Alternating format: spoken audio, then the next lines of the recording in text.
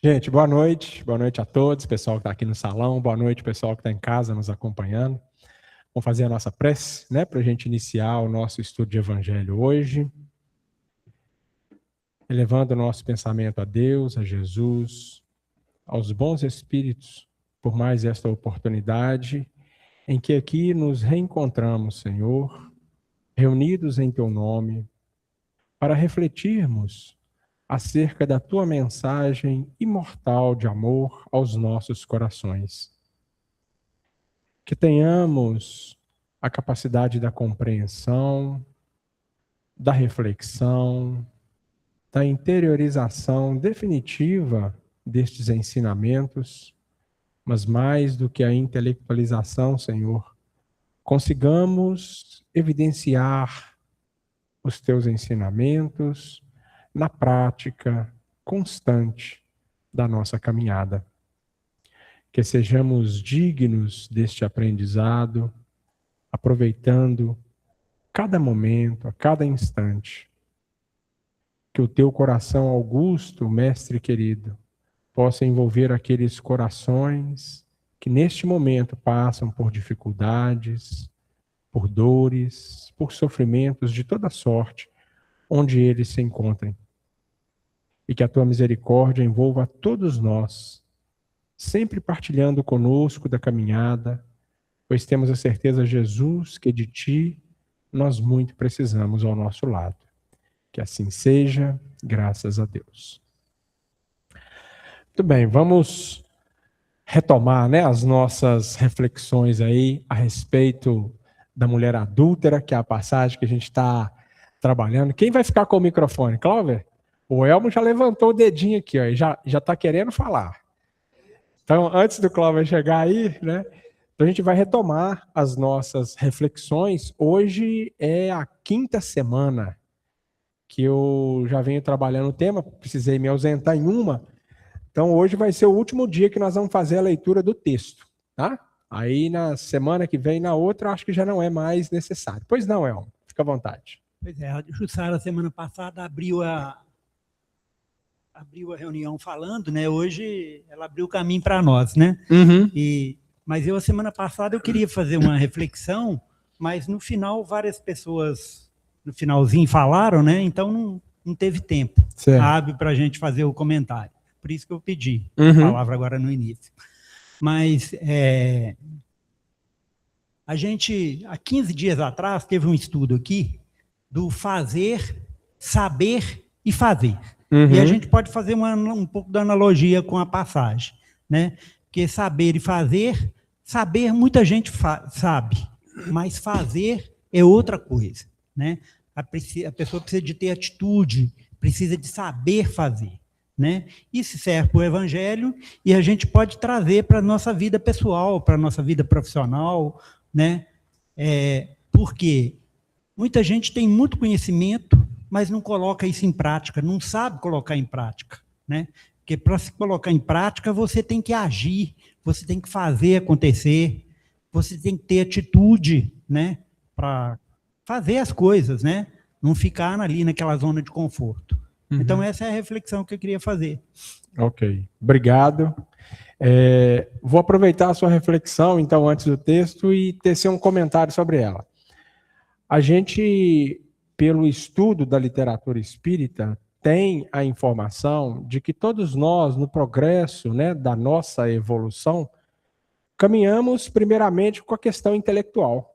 Então, é onde a gente consegue angariar essa organização do saber. Eu sei o que eu preciso, eu sei até como eu devo, mas a prática é a evolução no campo moral. E a prática, ela vem em segundo turno, se a gente pode colocar assim. Porque primeiro, você tem que construir essa estrutura do que você precisa fazer. Porque se você não tiver isso, como é que você vai fazer? Então é uma lógica, né? A partir do momento que você sabe, colocar em prática é deixar o campo dos desejos e entrar no campo da vontade. Como diz Emmanuel na obra Pensamento e Vida, que ele trata desse assunto para a gente, a vontade é aquele quadro que comanda todos os departamentos da nossa mente. Então, quando a gente elege o propósito da vontade e realmente vai dar esse passo, aí a mudança começa a acontecer. Efetivamente começa a acontecer. Enquanto isso não acontece, a gente vai construindo os desejos. Eu desejo fazer essa mudança, eu desejo dar esse passo a mais, eu desejo deixar de fazer esta ou aquela situação, por já perceber que isso não nos satisfaz ou não nos agrada. Mas até a gente colocar isso em prática, a gente tem esse passo a mais que a gente precisa dar, que é o exercício efetivo da vontade. É só a vontade que nos movimenta. Desejo, a gente tem inúmeros desejos para inúmeras coisas, em inúmeros campos, dos mais diversos que a gente puder imaginar, inclusive da nossa própria transformação moral. Mas só vai acontecer a hora que a gente começar a exercer a vontade desses desejos. Tranquilo?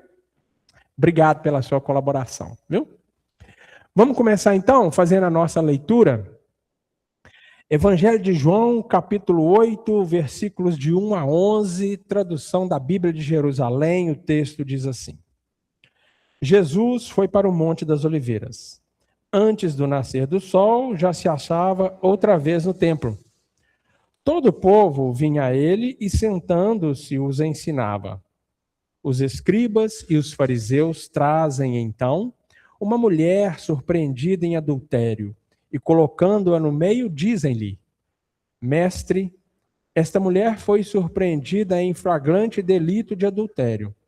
Na lei, Moisés nos ordena apedrejar tais mulheres. Tu, pois, que dizes? Eles assim diziam para pô-lo à prova, a fim de terem matéria para acusá-lo. Mas Jesus, inclinando-se, escrevia no chão com o dedo. Como persistissem em interrogá-lo, ergueu-se e lhes disse: Quem dentre vós estiver sem pecado, seja o primeiro a lhe atirar uma pedra. Inclinando-se de novo, escrevia no chão. Eles, porém, ouvindo isso, saíram um após outro, a começar pelos mais velhos. Ele ficou sozinho e a mulher permanecia lá, no meio. Então, erguendo-se, Jesus lhe disse: Mulher, onde estão eles? Ninguém te condenou? Disse ela: Ninguém, Senhor. Disse então Jesus: Nem eu te condeno. Vai, e de agora em diante, não peques mais. Então esse é o texto que a gente tem como propósito, né, trabalhar aí até o final da nossa temporada. Na semana passada, nós tecemos vários comentários aqui, com a contribuição de quem estava presente, a respeito dos versículos 4 e 5, né?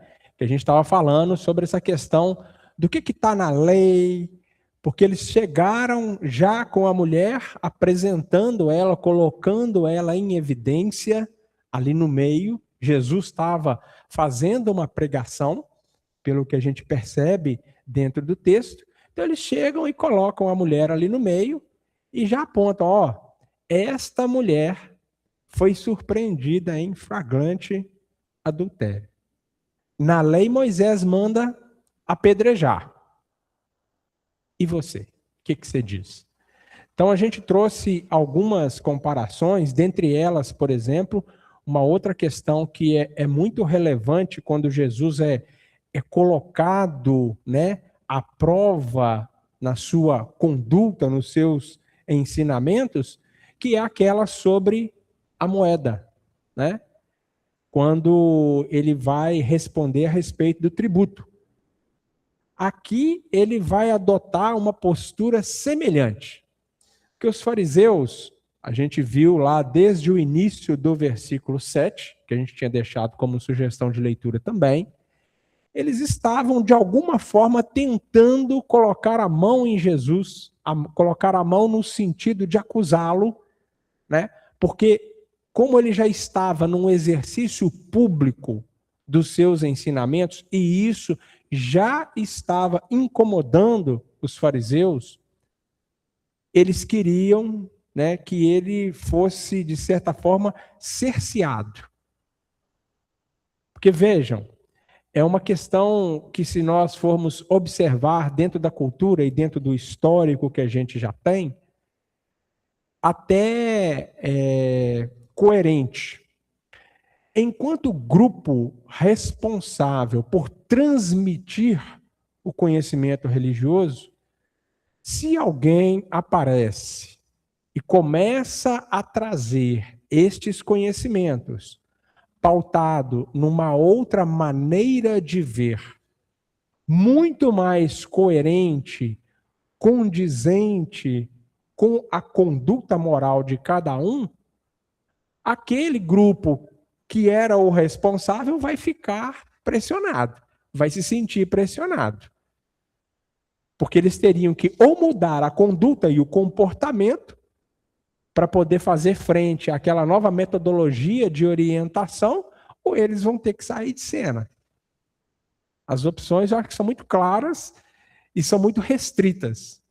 E Jesus, na sua forma tranquila, serena, de trazer esse conhecimento, estava deixando esse incômodo junto aos fariseus, principalmente, mas não só a eles, como também aos saduceus, aos escribas, aqueles que detinham esse papel de conhecedores da lei para orientar o povo de maneira geral, orientar, né, aos demais. Então, quando Jesus se apresenta aqui, trazendo essas questões que a gente já conhece dentro da passagem, ele, sendo colocado à prova, ele vai usar de uma maneira muito tranquila, muito serena, e a forma clássica que a gente percebe nessa conduta de Jesus em vários momentos, que não vai se sentir pressionado. A pressão corre só por conta da gente. A gente que às vezes imagina, lendo o texto, imagina que ele vai ser pressionado. Mas lembrando os comentários que já fizemos aqui. A gente sabe disso hoje, conhecendo Jesus hoje. Se a gente se transporta para a condição daquele dia, daquele momento, aí é outra história, né? Quer falar, Cristina? Pois não. Pois não, Cristina. A escutatória não é escutatória. A moça que disse que ia escutar.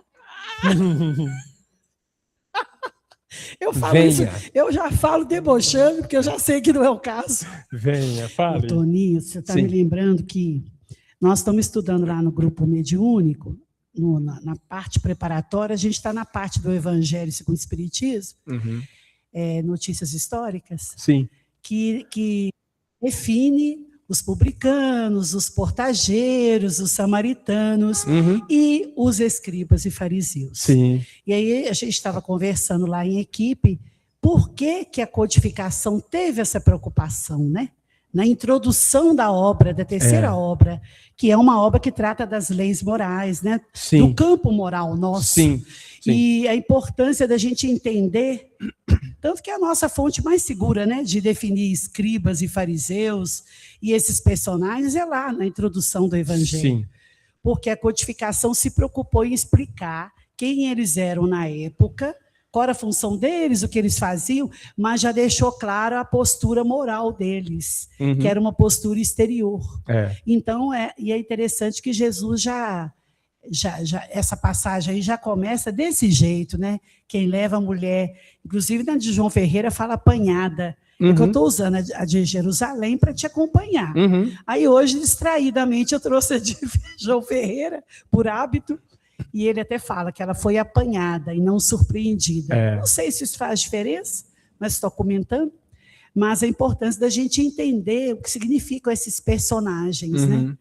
Que não são só personagens, mas são figuras que atuaram na época, mas que traziam características morais que nós ainda temos, que nós ainda encontramos no nosso mundo. Aquela moça ali, esqueci seu nome, me perdoa, você. Hã? Nathalie. Nathalie. Ela trouxe um comentário muito importante semana passada, né? Uhum. Trazendo para o cotidiano o que significava essas posturas. Sim. Então, eu só queria reforçar por que está lá tão definido, explicadinho. Às vezes a pessoa pega o evangelho, pula a introdução, né? Começa do primeiro capítulo. Então, a obra da codificação ela tem que ser lida da primeira página até a última. Uhum. E estudada, porque tudo ali tem uma explicação no sentido, né? Sim, com certeza. E o Kardec, esse trabalho que ele desenvolve, né, fazendo essas considerações conceituais, é um trabalho relevante porque ocorrerão citação de passagens que envolvem essas personalidades. E aí, para que aquele que está lendo ou que vai estudar tenha pelo menos um mínimo de informação a respeito de quem que está sendo tratado, o que está sendo trabalhado, né? Mas é isso mesmo, Cristina. Obrigado aí pela contribuição, viu? Então, com relação a esse momento que a mulher é apresentada, que ela é colocada e que Jesus é questionado sobre esta punição, isso para nós está tranquilo? Ficou tranquilo até aqui? Podemos caminhar? Porque eu terminei semana passada dizendo assim, ó, nós vamos voltar nesses versículos e aí depois nós avançamos. Então, se tiver tranquilo, a gente avança. Ok? Muito bem. Então, versículo 6, o texto diz assim: eles assim diziam para pô-lo à prova, a fim de terem matéria para acusá-lo. Mas Jesus, inclinando-se, escrevia no chão com o dedo. Quando a gente olha o início deste versículo, né? Usavam dessa conduta para pô-lo à prova. A gente precisa primeiro lembrar o seguinte: João, e aí a gente já trouxe aqui todas aquelas questões, né? O texto é de João, não é de João, é uma inserção, não é uma inserção, mas enfim, está harmonizado aqui. Vai escrever muito tempo depois. Então, quando a gente olha a narrativa, olhando do ponto de vista textual, está sendo colocado assim porque já se sabia do desdobramento daquela ação. Não é o momento da escrita, o mesmo instante do momento dos fatos. Isso fica claro para nós? Então o texto está colocado assim, porque já se sabia o que tinha acontecido. Porque senão não tinha como o texto estar desse jeito. Não, eles estão fazendo isso para colocar Jesus à prova. Porque eles queriam um artifício, né, um argumento para poder apanhá-lo, e apanhá-lo de qualquer forma, ou na contradição em relação ao que ele estava apresentando enquanto ensinamento para o pessoal, ou apanhá-lo num falso testemunho, considerando os aspectos da lei mosaica. Então, esta é a tentativa de colocar Jesus à prova, né? E a gente viu lá desde o início do capítulo 7, também em João, que em vários outros momentos dessas pregações que Jesus estava fazendo, havia esse questionamento. Mas esse não é aquele que está se apresentando como um profeta? Esse não é aquele que estão tentando acusar? Mas ninguém conseguia colocar essa mão em Jesus no que diz respeito a essas contradições. E esse versículo termina com o autor narrando que Jesus continuava lá, inclinado, né, ou inclinando-se, escrevia no chão com o dedo. Então, enquanto estavam tentando fazer essa argumentação com ele, ele estava inclinado, tentando, e ali fazendo, né, um movimento de escrita no chão. Na Bíblia de Jerusalém tem uma referência, uma nota de rodapé sobre esse escrevendo no chão com o dedo. E ela diz o seguinte: o significado deste gesto permanece obscuro. Está assim na sua também, Ju? Do mesmo jeito, né? Igualzinho. Traduções um pouquinho diferentes, né? Porque são versões já diferentes, mas com a mesma nota de rodapé. Eu fiz uma pesquisa breve, né? Confesso que não tão aprofundada, porque já ouvi dizer, e aqui eu estou trazendo isso de público para vocês, inúmeras vezes, informações sobre o que Jesus estava escrevendo no chão. Não sei se vocês já ouviram isso, ou se já leram alguma coisa a respeito. Cristina está falando aqui que não. Eu já ouvi pessoas comentando comigo e até me perguntando. Falei assim, aqui, você me confirma que é isso mesmo que ele estava escrevendo no chão? Eu falei assim, você é doida? Como é que eu vou confirmar uma coisa que eu não tenho a menor referência para poder citar a respeito? Ô, gente, vocês acreditam que nas consultas que eu fiz, eu achei um apontamento inverídico, apontando para esta obra, Boa Nova, de Humberto de Campos, dizendo, com base nela, no capítulo aonde o autor espiritual que narra esse assunto sobre a mulher adúltera teria mencionado ou menciona que Jesus estava escrevendo no chão as imperfeições, os pecados, os problemas desses fariseus que chegaram com a mulher, apresentando ela ali de público. Eu li o capítulo. Capítulo 13 da obra Boa Nova é o que trata a situação da mulher adúltera. Não tem nada disso. Nenhuma menção sequer. Não dá nem para interpretar que poderia ser isso. Por que eu estou trazendo isso para vocês? Muito cuidado com a internet. Muito cuidado com buscas. O resultado pode te apresentar aquilo que você quer que seja, mas que não condiz com a realidade. Existe uma outra relação com isso, apontando para comentários de tradução lá dos pais da igreja, lá na antiguidade, dos primórdios, estou falando aí de século I, século II, em que teriam documentos constituídos mencionando o que possivelmente Jesus teria escrito ali no chão. Não conheço os documentos, não tenho o menor acesso aos documentos. Então, para que a gente tenha evidência e fale assim, ó, foi isso, é desse jeito que estava lá, inclusive, vou passar só um minutinho, tá, Fernando? Só para concluir essa linha de raciocínio. Inclusive, já ouvi de pessoas de obras mediúnicas dentro do campo doutrinário em que há menção sobre o que seria isso. Eu estou trazendo isso porque isso não é importante para a gente. Isso não é o relevante da estrutura do texto para o nosso aprendizado. Mas é só para chamar a atenção para os cuidados que a gente deve ter. Porque adultério não é só traição conjugal. Eu disse isso na semana passada.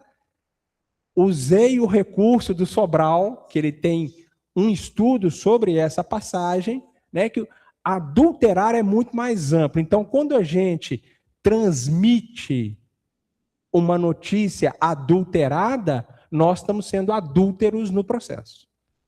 É só o cuidado para nossa atenção, ok? Diga, Fernanda, alguém quer comentar aí? A Júnia Jaber, ela diz assim, uma pergunta, por que na época dessa passagem o réu não tinha direito de se defender, de se explicar? Parece-me uma situação muito radical. Ok. Júnior, vamos lá. Não é que o réu não tinha o direito de se defender. A cultura, ela se pauta, ela se executa em cima de uma legislação que é pré-estabelecida. Então, dentro dessa legislação, tem todas as definições, ou pelo menos tem o entendimento e as discussões rabínicas em cima do que é o básico de como proceder. Aqui no texto, né, aqui diz que ela foi pega em flagrante adultério, né? A tradução que a Cristina mencionou diz que ela foi apanhada. Então, para esses processos, há testemunha. Então, chegou lá, os fariseus chegaram lá, não apenas com a mulher, mas você pode ter certeza que estavam presentes as testemunhas. Não sei se vocês vão se recordar, quando Jesus foi preso, e foi levado para ser julgado, num julgamento que não poderia acontecer, porque já estava na penumbra da noite, a cultura não aceita isso, só que a ânsia de prender Jesus, de tirar Jesus de cena, já era tão grande entre os judeus, a casta religiosa, os fariseus e os saduceus, que levaram ele para julgamento naquela mesma noite. Vocês lembram disso? Lembram disso lá no texto em Mateus? Levou ele para julgamento na mesma noite. O julgamento de Jesus é o julgamento mais rápido da história, gente. Ele foi preso no cair da noite, executado no dia seguinte, pereceu. O julgamento dele, entre julgar, condenar e executar, não demora 24 horas. É isso que acontece com Jesus. Então, quando Jesus foi preso, pegaram ele, prenderam, levaram para a casa do Anás. Aí o Anás não era o sumo sacerdote, levaram para a casa do Caifás. Depois o Sinédrio vai se reunir para fazer o julgamento. Uma das maiores dificuldades que eles tiveram foi as duas testemunhas previstas em lei que tinham que ser apresentadas para comprovar aquilo de que Jesus estava sendo condenado ou que estava sendo julgado. Então, muito provavelmente, Júnia, no momento em que a mulher é apresentada, as testemunhas já estavam lá também, para confirmar, olha, realmente eu estava lá, ela foi apanhada em adultério mesmo. O dificultador nessa passagem, nesse texto, para quem estava acusando, era apresentar o homem. Esse é o dificultador. Tá? Aí você vê com ela se ficou compreensível, se não, a gente tenta abordar de forma mais ampla aqui. Mas então, quando a gente olha esse versículo 6, né? Eles chegam, apresentam. Jesus continua na serenidade, buscando a compreensão, a reflexão íntima de cada um. Tá, então pode falar. Você vai avançar, eu não quero te interromper. Tá. Quando você dizia, algum de vocês ouviu alguma coisa sobre o que ele escrevia na areia? E aí você fez, né, esse comentário sobre os cuidados que a gente tem que ter com as pesquisas, sim, com as fontes, é muito oportuno. Não é relevante mesmo, mas quando a gente está estudando, a gente acha muita coisa. Sim. Né? Inclusive em livros publicados, não só hoje nós temos a inteligência artificial, mas muito antes dela, enfim, nós temos muitos livros. Uhum. Eu, particularmente, gosto muito de consultar as descrições do Humberto de Campos, que foram todas pelo Chico, e o Boa Nova é uma excelente referência. Gosto muito da Amélia Rodrigues, que durante muitos anos trouxe pelo Divaldo Franco. E aí nós temos alguns outros, o Camilo, nós temos o Caibar Schutter, nós temos alguns autores interessantes. E eu ouvi. Sabe aquela época que a gente estava estudando as mulheres piedosas do Evangelho? Que nós tivemos uma temporada aqui? Eu fiz muita pesquisa naquela época, e eu encontrei algo sobre essa passagem, que eu vou comentar rapidamente, dentro dessa linha que você trouxe, da gente tomar cuidado. Sim. E hoje, eu falei assim, gente, eu preciso achar a fonte que eu encontrei aquela conversa da mulher adúltera. Eu vou passar para o Toninho, e se ele quiser, ele aproveita. E você acredita que eu não consegui achar? Porque numa das fontes, que eu não sei se é segura, viu, gente? Por isso que eu estou falando assim, mas eu vou buscar. dizia do ato em si, que ela teria um familiar, ela teria perdão. Vou falar rapidamente, porque isso não vai ser relevante, mas faz parte do que você comentou. Ela teria sido entregue, não só pela lei da época, pelos costumes, mas porque ela havia rejeitado um certo homem, de um certo poder na época. E ele ficou muito aborrecido, e ele confabulou para que ela fosse pega. Existe essa narrativa, não, agora eu não consigo lembrar a fonte. Na época eu fiquei curiosíssima, falei, gente, que interessante, porque não foi tão por acaso. Tá, tem lei? Tem. Elas eram apedrejadas? Era desse jeitinho aí mesmo que você comentou. Mas, nesse caso, havia agravantes. Sim. Havia alguém que tinha confabulado, não tenho certeza, gente, estou falando de fontes, nós estamos falando de fontes, né?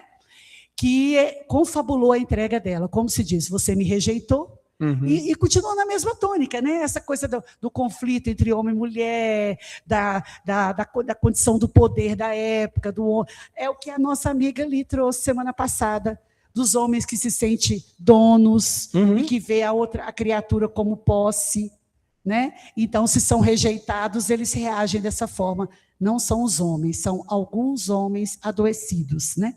Porque isso é adoecimento da alma. Sim. Então, eu só queria comentar que essa narrativa eu escutei e achei muito curiosa. Quer dizer, além do todo o processo de época, alguém armou contra ela. Se eu achar isso, e se eu achar que a fonte é segura, eu trago. Tá, beleza. É importante porque quando a gente olha para esses relatos, né, igual esse que a Cristina está trazendo, não que não tenha relevância, né, a gente apresentar isso aqui, se for o caso. O detalhe é a gente entender como é que isso chegou. Porque para que detalhes assim tenham chegado até nós, a fonte precisa ser segura. Senão, a gente vai fazer o papel, né, com todo respeito do jargão popular, de papagaio de pirata.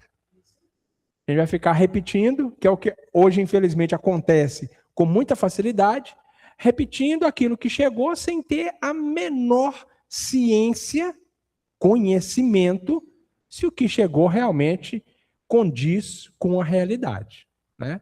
Então, mas, beleza. Se você achar, Cristina, pode trazer, que a gente pondera com a turma aqui. Aproveita o momento, né? Porque já que o texto diz respeito ao que a gente está trabalhando, a gente aproveita o momento, né?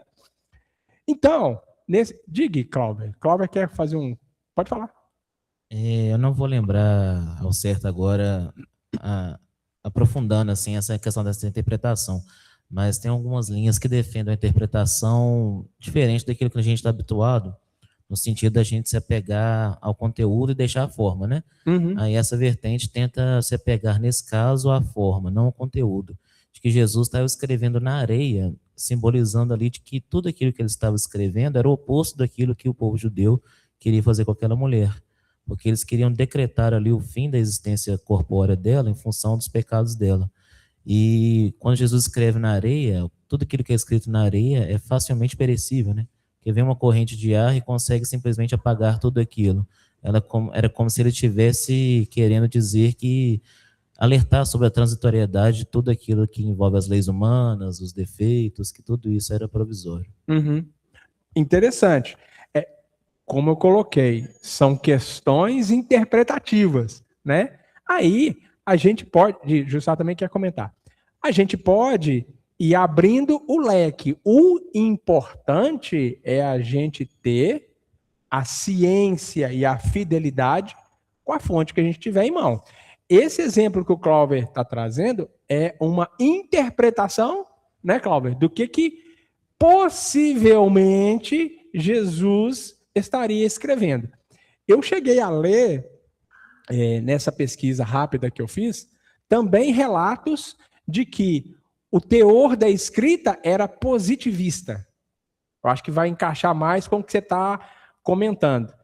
Porque o que eu achei de referência que apontou para um material que cita essa condição de imperfeições, de dificuldades que os fariseus estavam enfrentando, é uma visão mais negativa, né? Então, achei as duas linhas, mas sem fidelidade de fonte para o assunto. Inclusive, fiquei surpreendido com essa que mencionava a obra Boa Nova. Diga, Ju. Pois não. Tony, é interessante essa versão que o Cláudio trouxe, mas na mesma hora me ocorreu aqui. Primeiro, eles estão em Jerusalém, não é? Sim. Isso ocorre em Jerusalém, não tem mar. Não tem nenhum rio passando lá perto. É deserto, não é areia, é pó. É mais efêmero ainda. Porque você escreve na areia, demora um tempo para o mar vir apagar. Uhum. Quando você escreve na poeira, qualquer ventinho leva. Né? E Jesus escreveu com o dedo. Com o dedo. Aqui é a única diferença que tem dessa tradução aqui, que aqui está na terra. Uhum. Ele escrevia na terra, e a tradução que você leu está no chão. Né?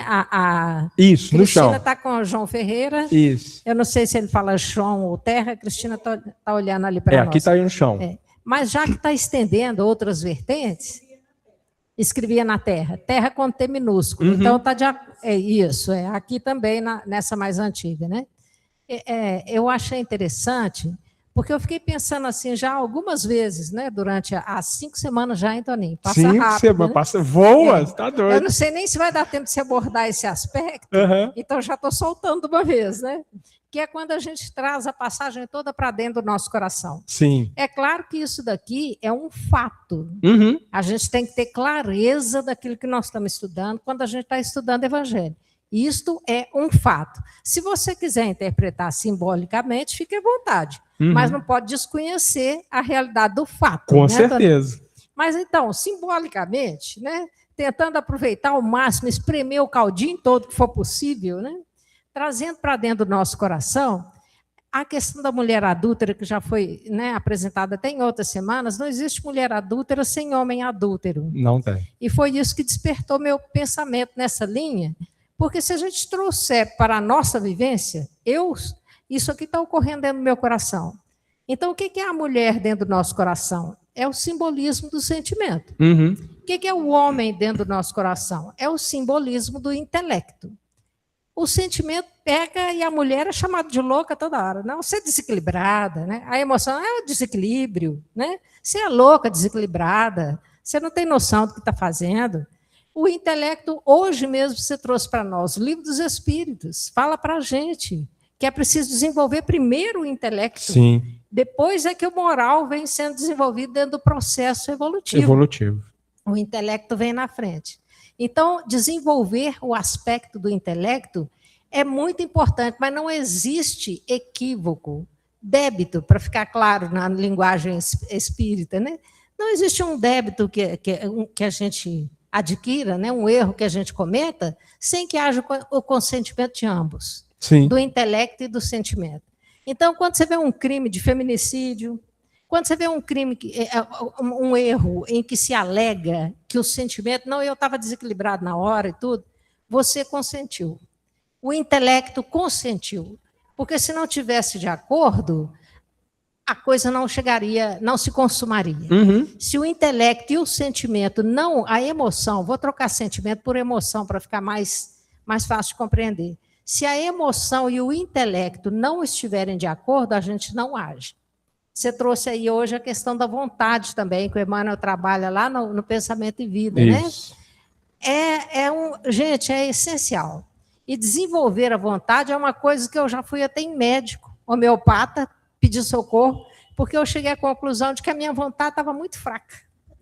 Ela é muito fraca demais diante das coisas que são necessárias de serem mudadas, de serem... Ainda lembrei de São Manuel, que falava com a gente assim, enquanto a gente sentir vontade de tomar um sorvete, nós vamos ter que reencarnar. Porque deu vontade de tomar um sorvete. Então, meu filho, pode preparar a próxima encarnação. A matéria ainda está te prendendo. Imagina, né? Então, assim, eu fiquei muito nessa linha, sabe, Tony? Do intelecto e da emoção, e de um não peca sem o outro. Se você falar assim, não, você foi rigoroso demais, aí o intelecto pecou.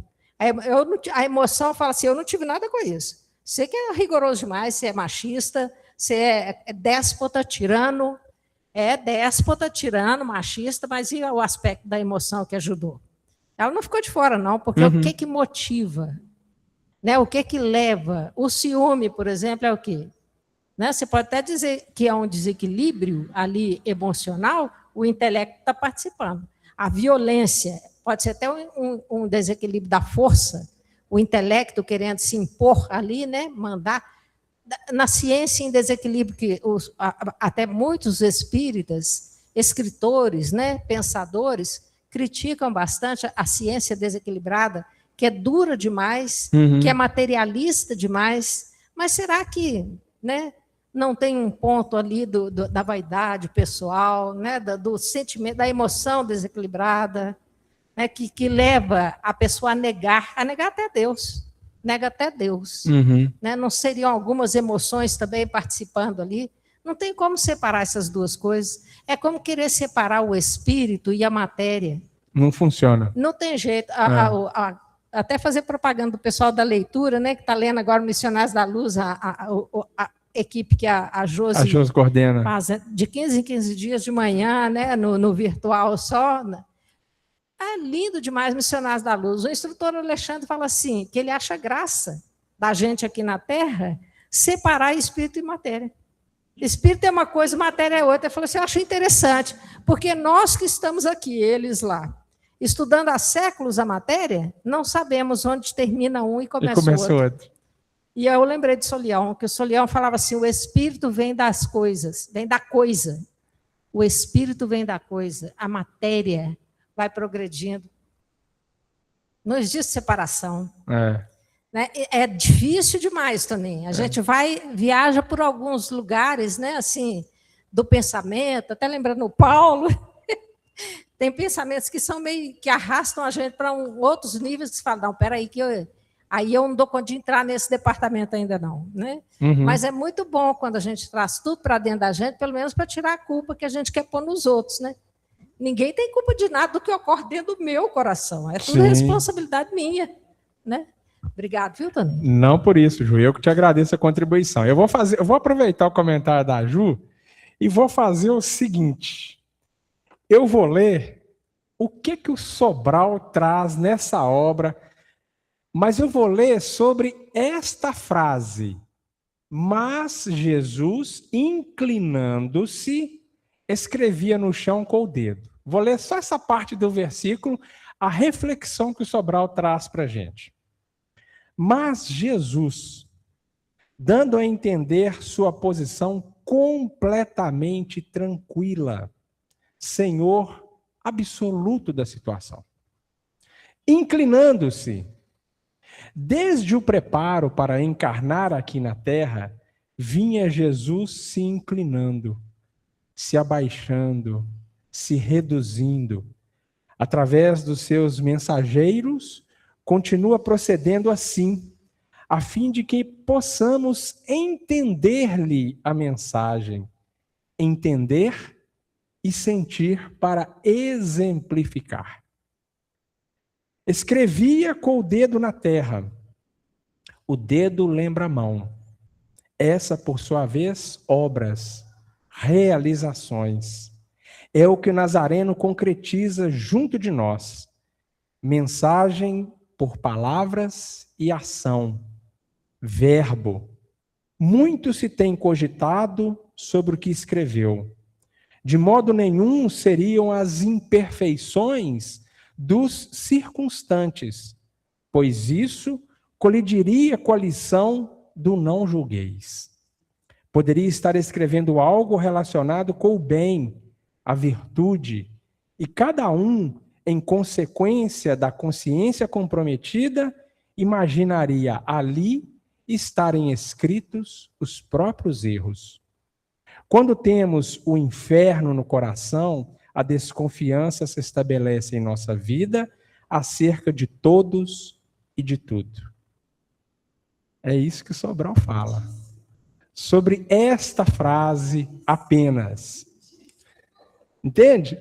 Eu não quis trazer, porque eu falei assim, eu não vou levar esse comentário, claro, vou tentar, né, fazer um apanhado com todos, exatamente para a gente perceber qual que é a sensação de cada um e a gente entender aqui que a essência é o cuidado com a fonte. Porque se a gente adultera uma informação, somos adúlteros, como está acontecendo com esse processo da mulher. Mas obrigado, viu, Ju, pelos comentários. Fernandinha, diga, Fernandinha. A Eu Sônia, estou esquecendo da Fernandinha. Desculpa, Fernandinha. a Sônia, um pouquinho antes da sua leitura aí, ela Uhum. colocou assim: penso que se não está publicado, não tem relevância para o fato. Isso mesmo. Penso que se não está publicado, não tem relevância para o fato. Quando eu mencionei que eu achei uma informação, e essa informação aponta para a obra Boa Nova, essa informação está publicada. Faz parte de um documento que está disponível e eu li o documento. Por isso que eu estou trazendo isso aqui para vocês. Ok? Aí é só um pouquinho diferente do que ela comentou. Não está publicado o que Jesus disse em João, né? Ok. Toninho, Sim. na outra resposta que você deu para a colega da sala virtual, você falou o difícil seria trazer o homem, né, para essa questão do adultério. Mas a lei é só para a mulher ou Pelo o homem contrário, também? pelo contrário. Semana passada você estava com a gente aqui? Não.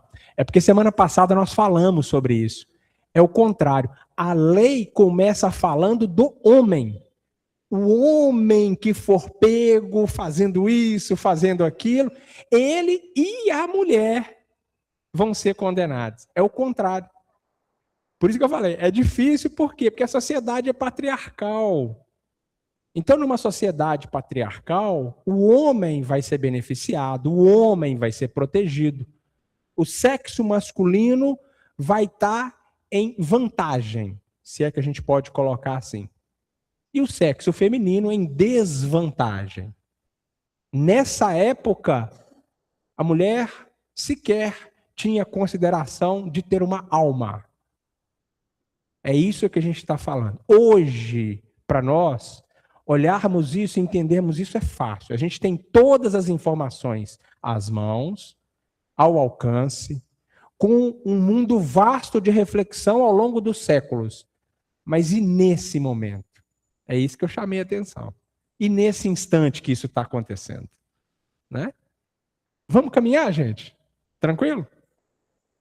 Então, passando para o versículo 7. Como persistissem em interrogá-lo, ergueu-se e lhes disse: quem dentre vós estiver sem pecado, seja o primeiro a lhe atirar uma pedra. Esse é o centro do ensinamento. Esse é o centro da orientação que Jesus vai trazer aqui nesse texto, como o centro da informação sobre o tributo, quando ele fala do tributo, então dai a César o que é de César e dai a Deus o que é de Deus. Quando nós olhamos para o momento histórico, imagina você estar neste meio, você estar contemplado com a informação da execução da lei, você sabe o que a lei manda fazer, você tinha esta orientação, você sabia como a execução deveria ser feita, né? Mas aí alguém, neste meio, se vira para todos e diz assim, ó, quem aí não tiver pecado? E você sabe o que é pecado? Você sabe o que é pecado? Quem aí não tiver pecado, então que joga nela a primeira pedra. Imagina você presente nessa situação. Por isso que na sequência do texto, os mais velhos, que são mais experientes, que têm mais vivência e, por consequência, têm uma caminhada um pouco mais abastada e experiências mais robustas, são os primeiros que decidem abandonar o barco. Literalmente. São os primeiros que vão abandonar o barco. Porque eles entenderam a profundidade dessa expressão de Jesus quando ele diz: aquele que não tem pecado, executa a pena.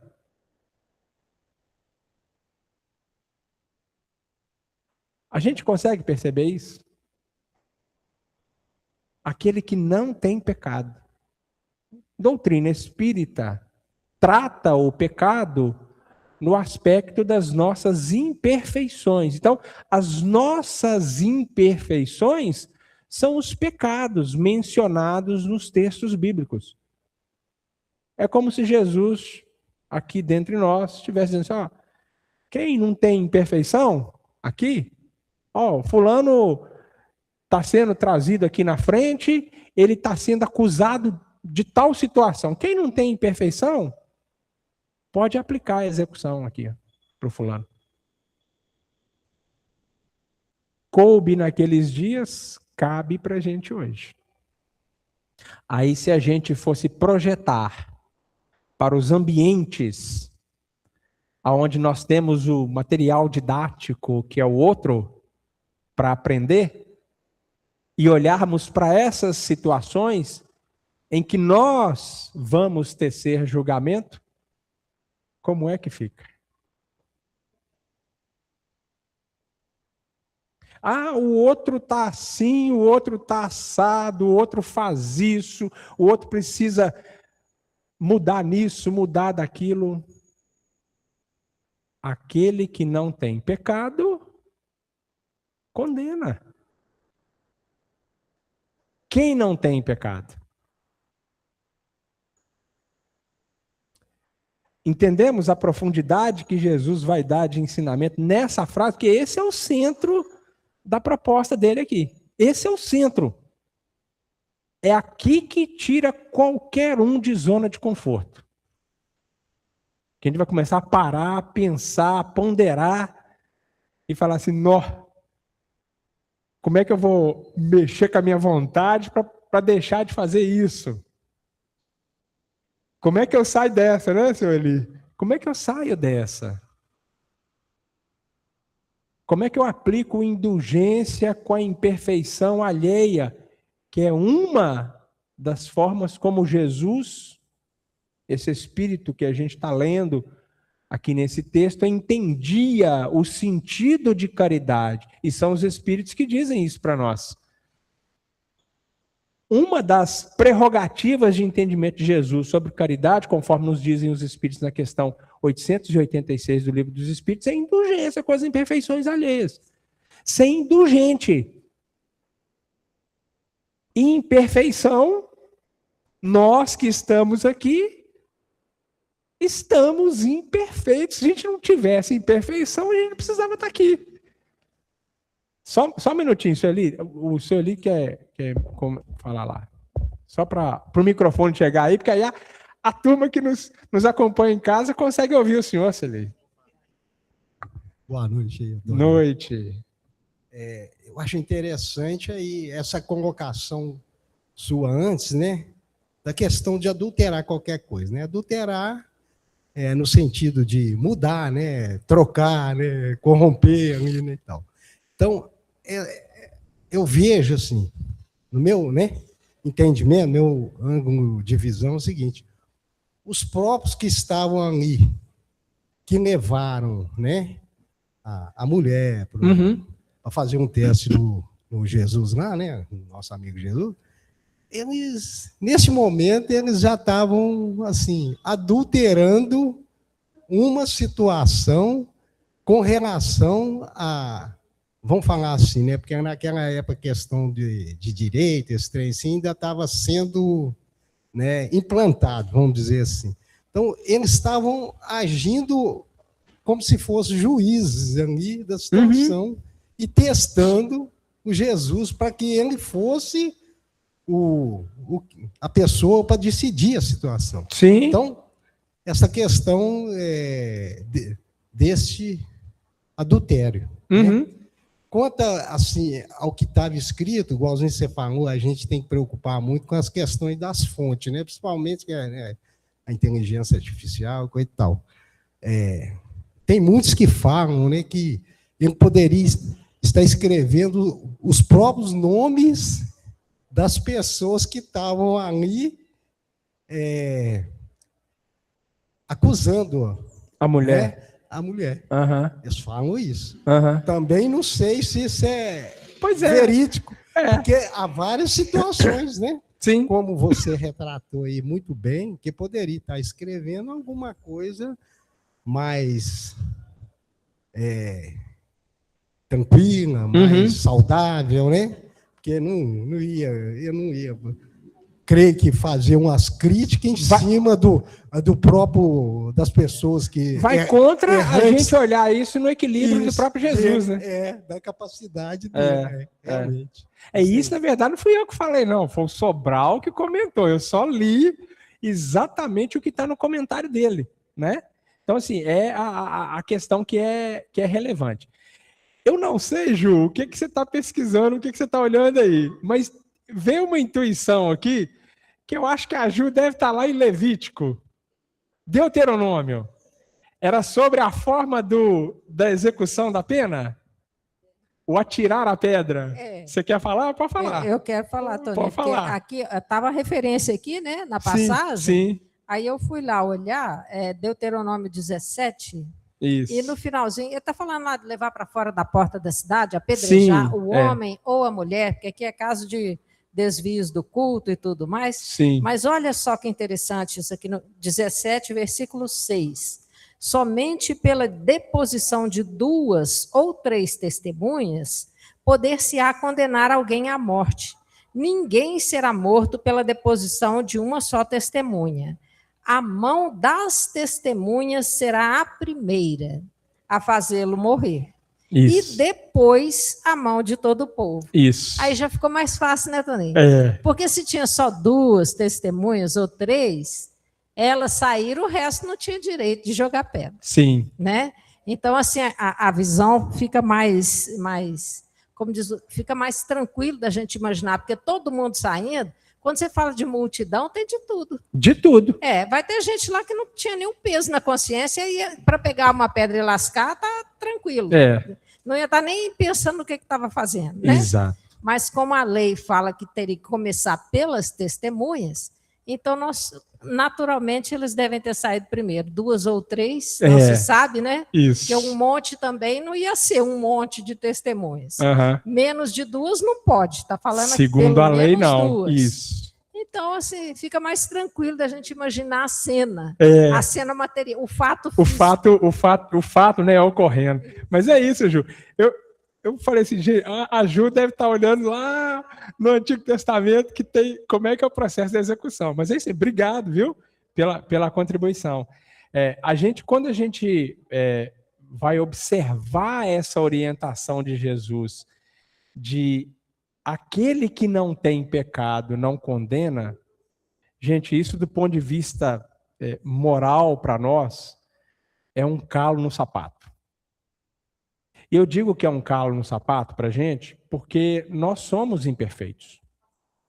Nós ainda somos constituídos de inúmeras imperfeições, buscando a nossa progressão. E sabemos muito bem que a evolução espiritual ela não dá salto. Então ela é gradativa. Mas a hora que você se depara com um texto desse, vem aquela mão na consciência e fala assim, meu Deus do céu, quantos momentos em que a gente não está em curso nesta situação? Em quantos momentos? Porque Jesus não está falando aqui para os fariseus, não, gente. Está falando para o nosso espírito que é imortal. Jesus não veio dar ensinamento para o povo judeu. Jesus veio dar ensinamento para a coletividade humana ao longo das eras. Então a gente precisa estar atento a isso aqui. Ok? Deu o nosso horário, nós vamos interromper, né, por hoje, mas semana que vem a gente volta mais um pouquinho nesse versículo 7 e depois nós damos continuidade aí na progressão da parábola, ok? Quem que vai fazer a prece?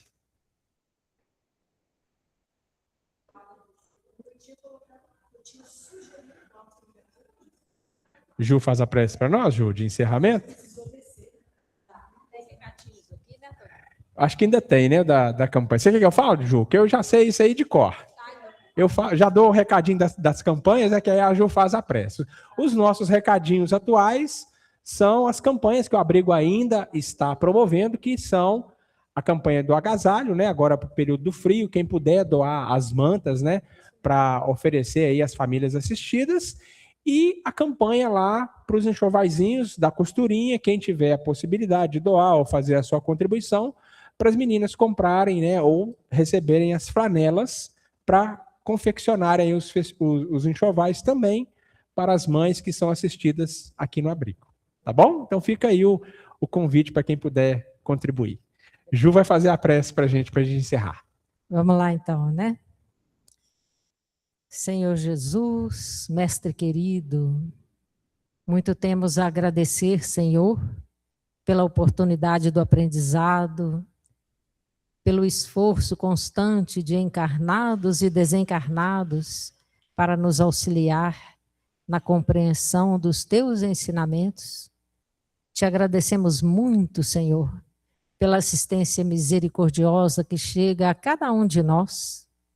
Te agradecemos e te rogamos pela saúde física de todos nós, em particular a Fernandinha, o Cláudio, Toninho, que andaram mais perrengues esses dias e que estão se recuperando graças à tua misericórdia, ao teu amor.